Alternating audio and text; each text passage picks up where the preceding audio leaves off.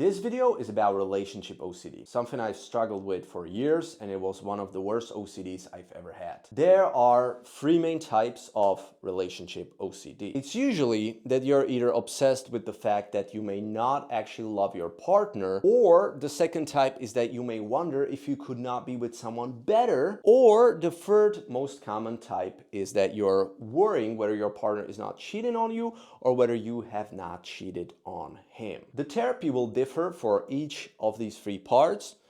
In this one, females mostly suffer from it, at least from my experience with my clients. And what you got to focus on is really changing your views about what love is, about the one, about how love should be like, how it should look like, basically. And you got to read about tribal societies and Indian societies, etc., basically about planned marriages. And you will not like this reading, but that is my homework for you. Marriages. Because you gotta change. Here it's gonna be a very philosophical therapy. Apart from ERP, which is the gold standard for OCD treatment, so apart from still staying with your partner, trying your best not to break up, even though you will feel anxious, even though you will feel unsure, and not reassuring yourself, not asking questions and asking ChatGPT, hey, do I think I should be with him or your friends? That you cannot do, of course, for each three of those types. But if you want to go specifically in this type, you need to focus on planned marriages. Because as you will see, those usually have a lower divorce rate, although it's a different cultures that have them, so you may argue it's because of being a taboo in their culture to divorce, but they have lower divorce rate. If those can work and people in them can be happy, and I personally know of two couples who are super happy that way, how come there is the one?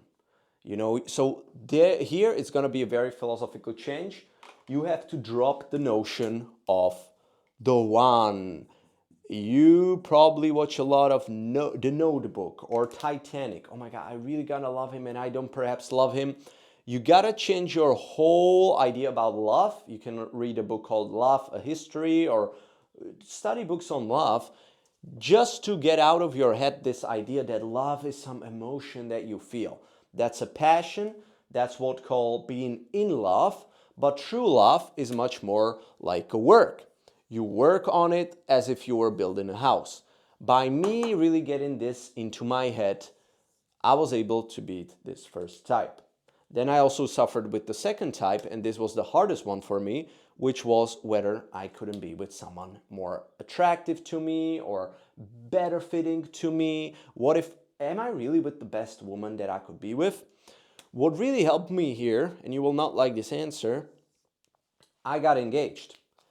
But it didn't help me because I got engaged.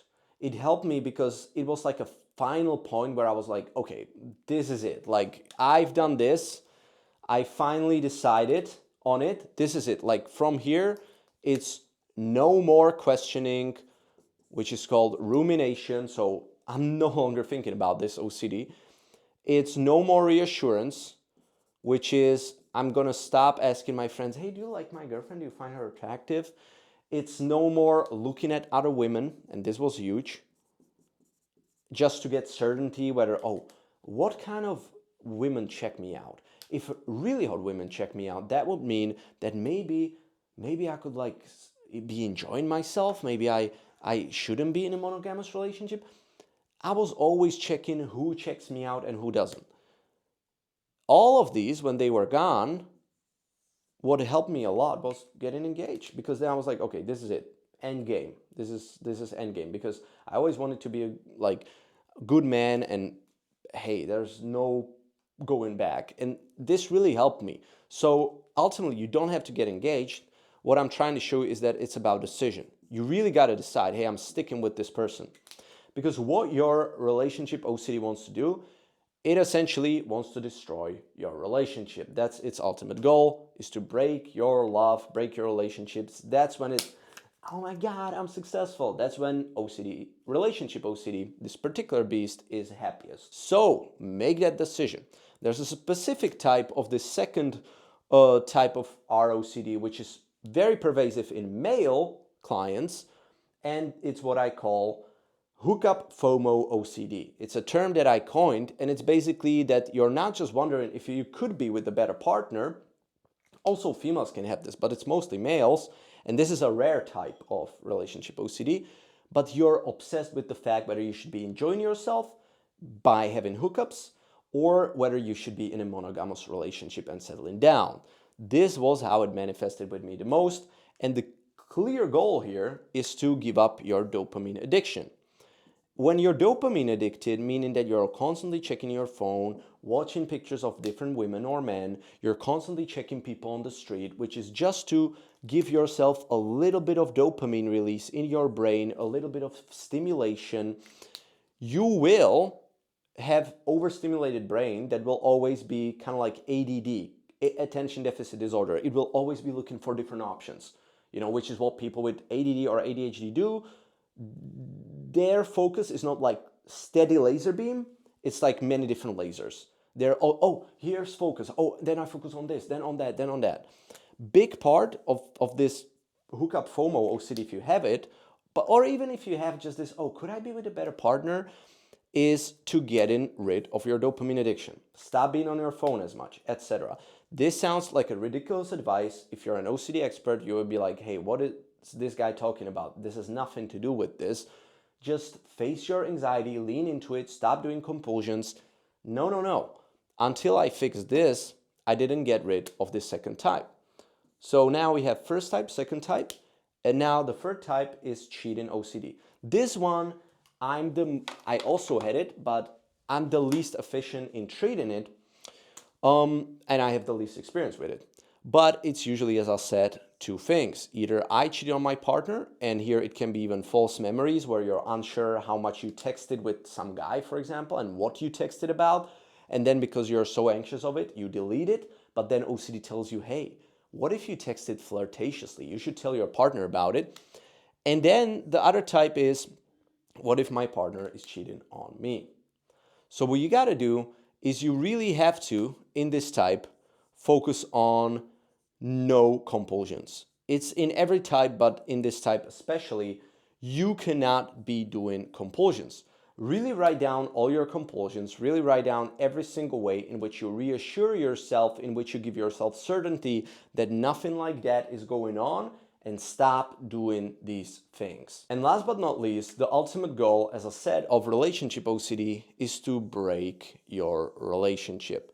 You really gotta realize that it's vicious, and this is its ultimate goal. It's a siege that's being laid around your relationship, and the goal of this OCD is for you to never have kids with your partner. It's for you to never experience romance with your partner. It's for you to really feel like there's no love for you, like you don't love this person. It wants to turn you against that person that you love the most. Just the fact that you have relationship OCD means that you probably love your partner like crazy, and that this is the most important thing, or one of the most important things in your life, because OCD always targets what otherwise would be very beautiful, very dear to your heart. So guys, this is a fight call. You're really gonna write down all your compulsions, and compulsion is any single behavior that you do or that you think about doing that alleviates, and it's not only behavior, it can be thinking, it can be feeling, that alleviates your anxiety. What you gotta do instead is you gotta amplify your anxiety. Start being with your partner more.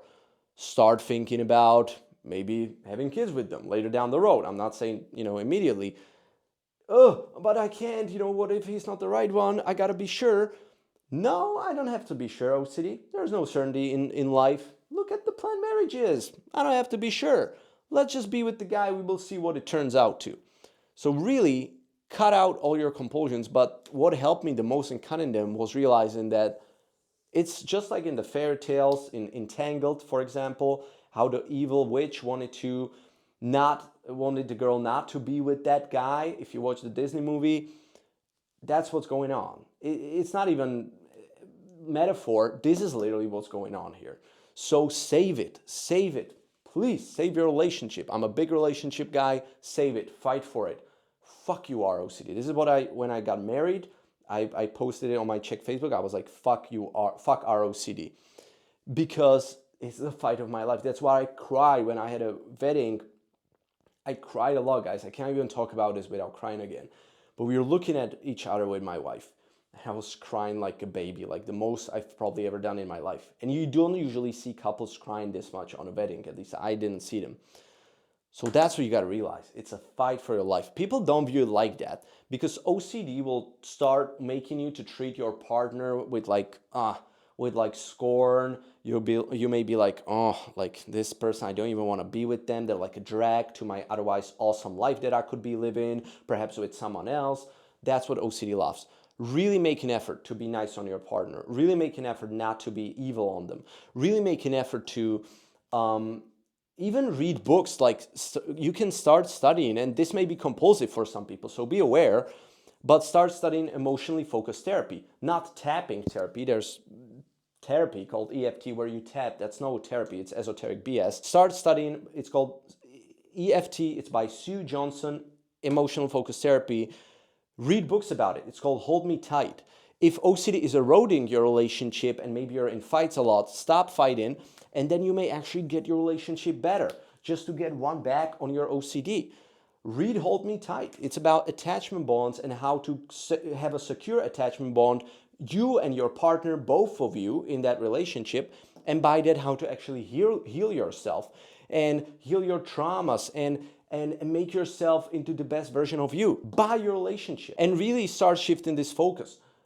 It's a work. Relationship is work. Everything else you've heard about it is wrong. It's work. It's work. Really get this into your head. Read books about how love is work, how it's not just this fleeting emotion, because that's the culprit of the lie of OCD. Oh, you gotta love, especially in this first type. Anyway, guys, I hope you liked this video. If you did, leave me a comment down below. Click on the like button and subscribe, and I'll see you with more.